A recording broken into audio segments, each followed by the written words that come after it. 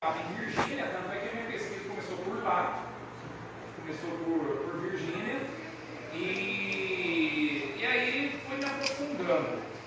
E os primeiros textos que eu fui apresentando em eventos universitários, publicando em revistas, esses primeiros textos se tornaram o livro Histórias e Culturas Indígenas na Mantiqueira e Vale do Rio Verde. Inclusive eu quero que esse livro seja disputado hoje, porque eu já vendi quase todos, só tem o este.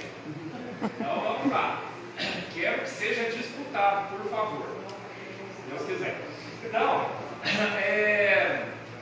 e aí eu comecei a me debruçar em torno de algumas histórias orais, buscando alguns documentos históricos na região. No começo era um pouco mais difícil, porque eu não tinha muito contato com pesquisadores da mesma área, então ficava difícil uma interação, mas aí aos poucos, né, aumentando a rede de contatos e aumentando as possibilidades de pesquisa documental, aí fui construindo a pesquisa. Venho construindo ainda, né, se Deus quiser, logo vir a dissertação de mestrado e tese de doutorado.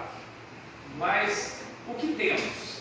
Aqui na nossa região, e até agora eu falo que eu estou subindo o Rio Verde, porque comecei a pesquisar aqui, mas agora já estou chegando em Varginha. E nós temos um passado indígena interessante, baseado, por exemplo, na presença do povo Curi. O povo Curi que ainda se faz presente aqui no sudeste do Brasil, pelo censo de 2010, um total de 675 pessoas se declararam Curis, principalmente nos estados de São Paulo, Rio de Janeiro e Espírito Santo, mas também em Minas Gerais. E os Curi da Mantiqueira sendo presentes aqui na região, mas também em vários registros e algumas tradições locais aparecia muito o nome Cataguá. Aí, a princípio, como eu disse, né, início de pesquisa, falta um pouco de contato, um pouco de leitura, a princípio fui tratando o Cataguá como um povo só. Mas depois vão aparecendo pesquisas, discussões na área de história, mostrando que Cataguá não era exatamente um povo, mas um grupo de povos, né, e até um nome dado a populações que não eram tupis daqui do sul de Minas. Então, não é exatamente o nome que os próprios indígenas se deram, mas é um nome dado por outros. Então, até venho, né, nessa linha, tentando aprofundar um pouco mais quem seriam esses cataguás e de que forma nós podemos reescrever ou narrar de um jeito diferente a história regional, tratando os cataguás como aquilo que realmente foram. Não foram um povo, mas um grupo, né? Pode ter sido aí vários povos, e com este nome dado por outros, se fosse aí indígenas tupis ou os paulistas que vinham explorar o sul de Minas.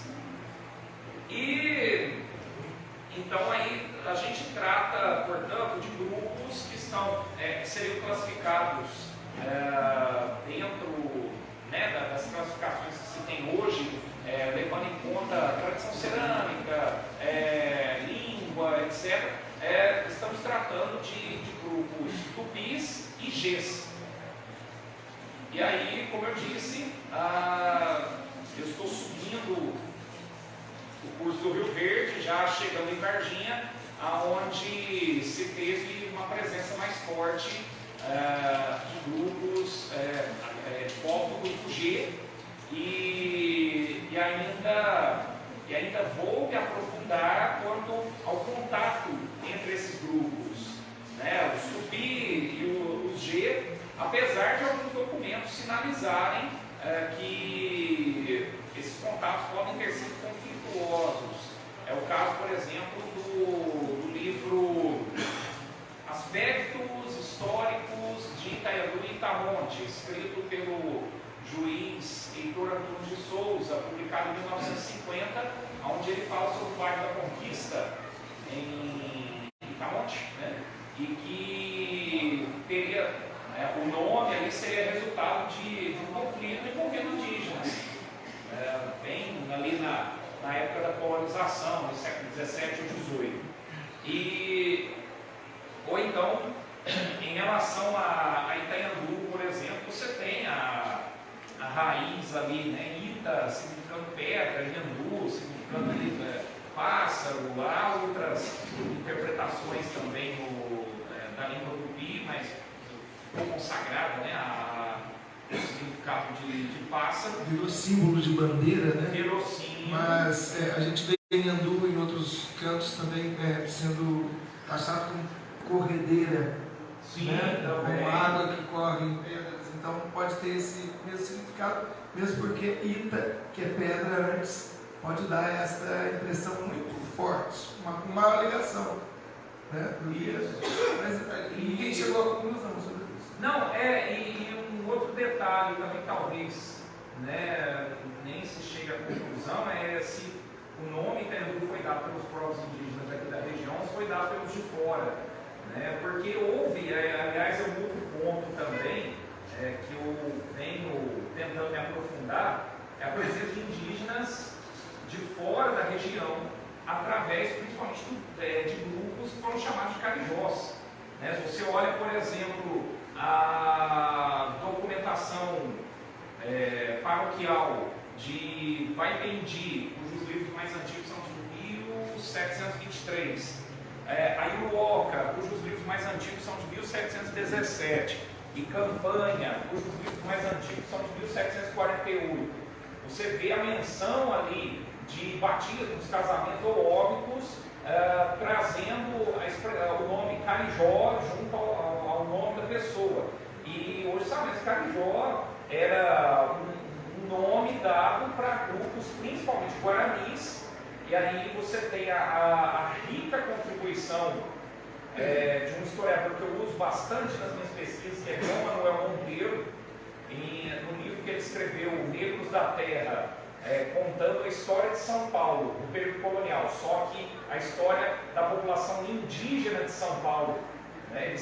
E aí João Manuel Monteiro publica esse livro em 1994 e vai dizer que os carijós eram principalmente guaranis, que eram capturados pelos bandeirantes no sul do Brasil, região do Guaiá, por exemplo, né? Ali já Rio Grande do Sul, Paraguai, norte da Argentina. Então, muitos guaranis eram capturados, trazidos para São Paulo, e quando esses exploradores paulistas vinham para cá, traziam em suas expedições indígenas, escravizados ou não, mas que eram trazidos para cá e que aparecem nos documentos com o nome de Carijó. Então você tem uma população aqui, então, a princípio, Puri, Cataguá, mas aí sabendo, né, se referir a vários grupos, e Carijó também se referindo a vários grupos, principalmente guaranis, vindos de fora.